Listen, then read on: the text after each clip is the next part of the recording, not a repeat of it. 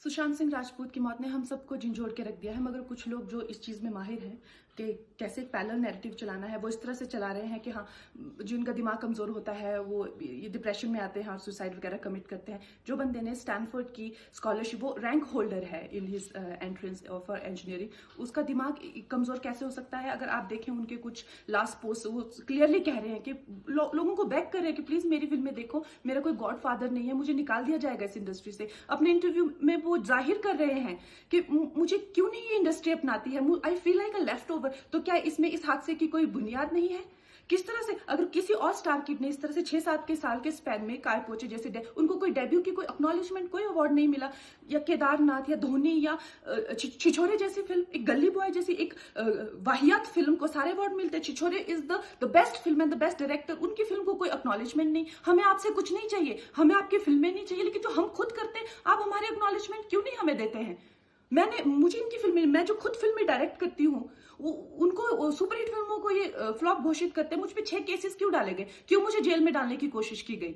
और मुझे इनके जो चमचे जर्नलिस्ट हैं, वो सुशांत जैसे लोगों पे जो ब्लाइंड आइटम्स लिखते हैं कि वो साइकोटिक है, न्यूरोटिक है, एडिक्ट है। संजय दत्त की एडिक्शन तो आपको बहुत क्यूट लगती है। वो लोग मुझे मैसेज करते हैं कि तुम्हारा बहुत डिफिकल्ट टाइम है, तुम ऐसा वैसा स्टेप मत उठा लेना। ऐसा क्यों कहते हैं मुझे? ये क्यों मेरे दिमाग में डालना चाहते हैं कि आप सुसाइड कर लीजिए? तो ये सुसाइड थी कि ये प्लान मर्डर था? लेकिन सुशांत की गलती यही है कि वो उनकी बात मान गया। उन्होंने कहा तुम वर्थलेस हो, वो मान गया। उसने he didn't remember what his mother told him. उन्होंने कहा कि तुम्हारा कुछ नहीं होगा, वो मान गया। वो चाहते ही ये है कि वो इतिहास लिखे और ये लिखे कि सुशांत कमजोर दिमाग का था। वो ये नहीं बताएंगे कि क्या सच्चाई क्या है। तो हमें ये डिसाइड करना है कि who will write the history. We will decide that. Please आज एक प्रॉमिस करो कि टेंशन कोई भी हो, सोल्यूशन है, कहीं ना कहीं उसका सोल्यूशन है। और वो सोल्यूशन आत्महत्या बिल्कुल नहीं है, कभी नहीं है, किसी हालत में नहीं है। देखो, मैं कितना भी ज्ञान दे दूं, सोचना आपको खुद ही है कि आपकी जान आपकी सबसे कीमती चीज है। चाहे कोई भी बड़े से बड़ा स्ट्रेस हो लाइफ में, एक बार इमेजिन करो अपने माँ बाप की हालत अगर उन्हें पता चले कि तुमने अपनी जान ले ली है, खुदकुशी कर ली है। शायद आप सोच भी नहीं सकते कि उनको कैसा फील होता होगा। एकदम डायरेक्ट बोलूं, दिल से बोलूं, मेरा पहला नेशनल अवार्ड जो मुझे आज हमारे आदरणीय राष्ट्रपति जी के हाथों से मिलेगा, मैं बता नहीं सकता कि कितनी खुशी हो रही है।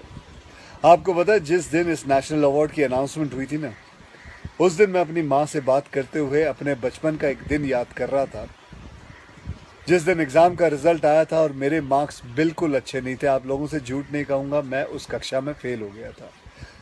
रिपोर्ट कार्ड लाते हुए मैं ये सोच रहा था कि आज घर में बड़ी कुटाई होने वाली है यार। उस दिन मेरे पिताजी ने मुझे सामने बिठाया और बड़ी शांति से कहा, देखो बेटा, तुम करना क्या चाहते हो, ये बताओ मुझे, बताओ करना क्या चाहते हो। मैंने कहा, पापा मैं स्पोर्ट्स में मन लगता है मेरा, मैं खेल कूद करना चाहता हूँ, खिलाड़ी बनना चाहता हूँ। उन्होंने कहा ठीक है, फिर उसमें ध्यान दो, हम सपोर्ट करेंगे, साथ में थोड़ी पढ़ाई भी करो।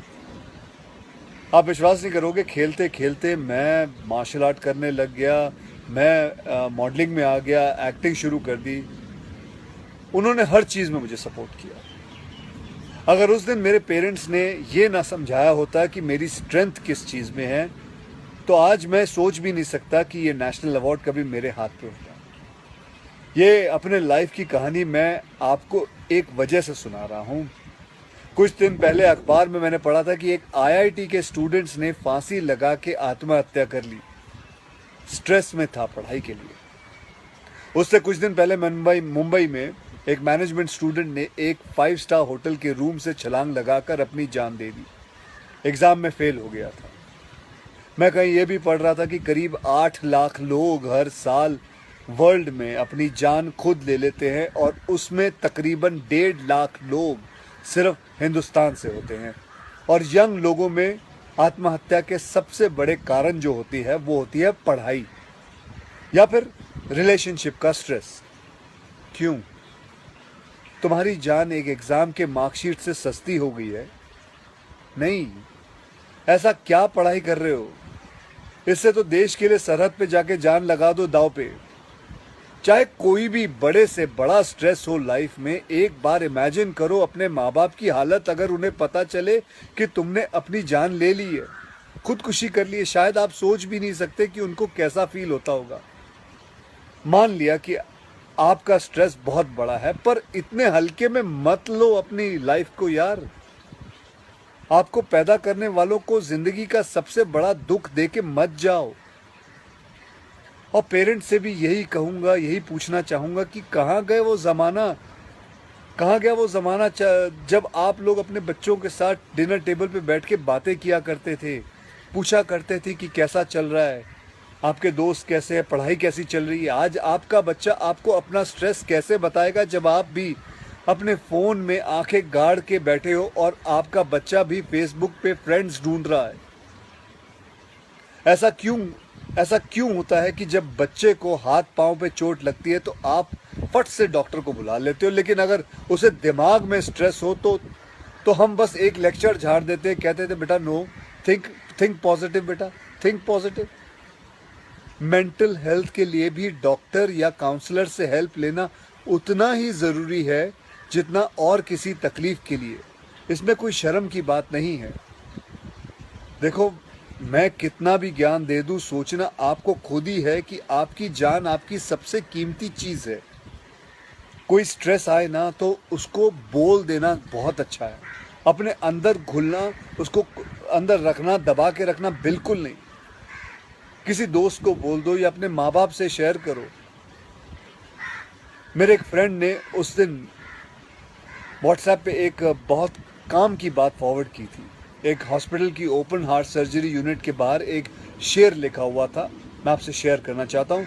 वहाँ लिखा हुआ था कि अगर दिल खोल लेते अपने यारों के साथ तो आज खोलना ना पड़ता औजारों के साथ।